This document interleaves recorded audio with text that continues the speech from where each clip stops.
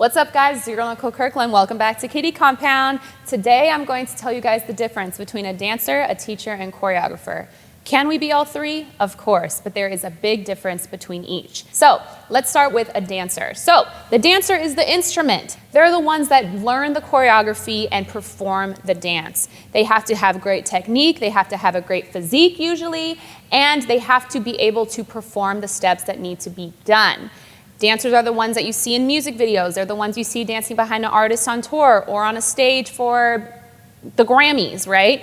Those are the actual dancers. Now, as a dancer, you have to make sure that you are keeping up with your dance training. That means taking classes. That means working out, working on your stamina. It takes a lot of stamina to be able to get through a tour.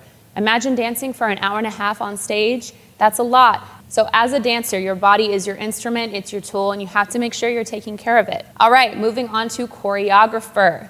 A choreographer is the one creating the steps. They're the ones that are making it up and then teaching it to their dancers. Usually you don't see a choreographer on stage with the dancers. Sometimes you do. I know as a choreographer, I've danced sometimes. But once you become like a really big choreographer, you start getting more well-known, you start working more, you kind of take yourself out of the dancer pot and you're the one creating the steps. So usually what you see on stage is not usually performed by the people that are making the steps. To be a really good choreographer, it takes time. You have to create your own personal voice and your own personal style. A lot of times choreographers and dancers, they see other people and they see their style, and a lot of times I've seen choreographers just mimic and copy other people's styles.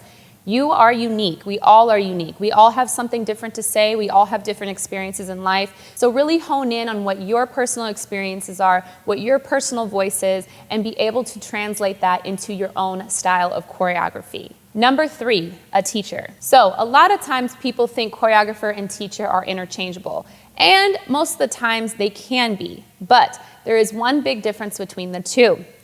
A teacher breaks down movement. They really teach their students how to make movement look better. They teach technique. They teach the breakdown of choreography and the breakdown of movement. Just because you're a great choreographer doesn't necessarily mean you make the best teacher. Sometimes choreographers don't necessarily know how to break down movement and be able to teach their students and dancers how to do a move correctly, properly, or even just the way that they see it in their head.